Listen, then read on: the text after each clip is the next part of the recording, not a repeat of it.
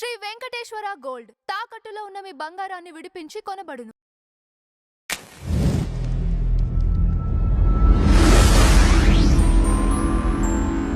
Madam నమస్కారం. నమస్తే అండి. మేడం, అరుణాచలంలో దాదాపు 80% గుడికి వెళ్తుంది తెలుగువారే. ఆ వెళ్ళిన తెలుగు వారికి కూడా రకరకాల అవమానాలు ఈ మధ్య.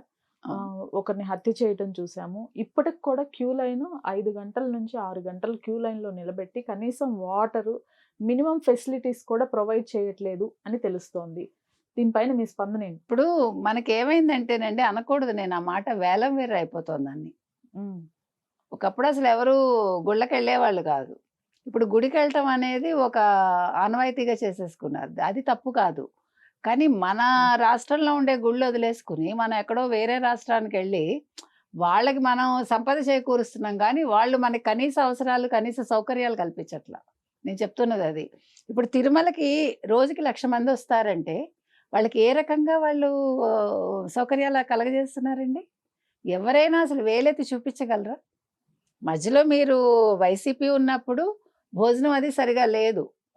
వెంగమాంబ అన్నప్రసాదం దగ్గర అప్పుడు భోజనం సరిగా లేదు, మీకు గుర్తుంటే కనుకైతే. వాళ్ళు ఈవెన్ అన్నం కూడా దొడ్డు బియ్యం వాడి చాలా ఇబ్బంది పెట్టారు, మనందరికీ తెలుసు. కానీ దాన్ని మళ్ళీ ఇప్పుడు సరి చేశారు. వృద్ధులకి ప్రత్యేకంగా పాలు ఇస్తారు, వాళ్ళకి అన్నీ కూడా అందజేస్తారు. నేను అనేది మీరు అన్నీ చేయక్కర్లేదు. అరుణాచలం అనేది మీరు చెప్పినట్టుగా కొంతమంది ప్రవచనాల వల్ల కొంతమంది ఇన్ఫ్లుయెన్స్ అయ్యి వెళ్తున్నారు. ముఖ్యంగా ఇప్పుడు అయ్యప్ప స్వాములు ఎక్కువ వెళ్తారు. ఇప్పుడు ఈ నెలంతా కూడా మీకు జనవరి 14 వరకు అయ్యప్ప స్వాములు బాగా తాకిడి ఎక్కువ ఉంటుంది. కాబట్టి వాళ్ళకి నేను చెప్పే ఒక చిన్న సూచన ఏంటంటే, దయచేసి మీరు అరుణాచలం వెళ్ళొద్దని చెప్పట్లేదు, కానీ బాగా జనం తక్కువ ఉన్నప్పుడు చూసుకుని వెళ్ళండి. ఇప్పుడు ఈ రద్దీలో మీరు వెళ్ళి మీతో పాటు పిల్లల్ని తీసుకుని వెళ్ళి పిల్లలు ఇబ్బంది పడి మీరు ఇబ్బంది పడి కనీసం తాగటానికి మంచినీళ్ళు కూడా లేకుండా అది ఎంత ఇబ్బందికరమైన విషయం ఆలోచించండి. క్యూలో మనం ఒకసారి ఉన్నాక బయటికి రాలేము, వస్తే మళ్ళీ వెళ్ళలేము, ఎన్ని అవస్థలు కదా.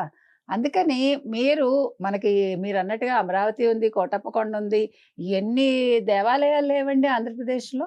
మీరు అక్కడికి వెళ్ళి మన దేవాలయాలు మీరు దర్శించుకుంటే ఆ దేవాలయాలు కొంచెం బాగా దీపధూప నైవేద్యాలతో అలరారుతాయి.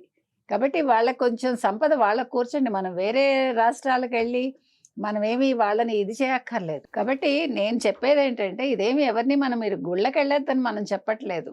కాకపోతే చిన్నపిల్లలతోటి వెళ్ళి అవస్థలు పడకండి. వేరే అంటే ఇప్పుడు అక్కడికే వెళ్ళాలని లేదు కదా ఈ టైంలో. వేరే మనకి మార్గాలు ఉంటాయిగా, వేరే చోటుకు కూడా వెళ్ళొచ్చుగా మనం. కాబట్టి అదొక్కటి ఆలోచించుకోమని మనం చెప్తున్నాం. ఎందుకంటే మీరు అన్నట్టుగా మనని చూడడం కూడా చాలా తెలుగు వాళ్ళకి కొంచెం వాళ్ళు అమర్యాదగానే ఉన్నారు ఈ మధ్య కాలంలో. అరుణాచలంలో మీరు అన్నట్టు ఎవరినో చంపటం కావచ్చు. అంటే మన మంచితనాన్ని ఎదుటివాడు చేతకాంతనం అని అనుకోకూడదు. అది నేను చెప్తున్నా. మన భక్తిని అవతల వాళ్ళు అవహేళన చేయకూడదు. మన రాష్ట్రంలో మనకున్నాయి, లేదంటే తెలంగాణలో బోల్డ్ గుళ్ళు ఉన్నాయి. తెలంగాణలో కూడా చాలా మర్యాదగా చూస్తారు, మన అక్కడ మర్యాదగా చూస్తారు. కాబట్టి నేను రిక్వెస్ట్ చేస్తున్నాను అంతే. మీరు దయచేసి ఇలాంటి సమయంలో వెళ్ళి మీరు ఇబ్బంది పడి పిల్లల్ని, కుటుంబ సభ్యుల్ని ఇబ్బంది పెట్టద్దని మాత్రం చెప్తున్నాను. Right madam, thank you so much. Thank you.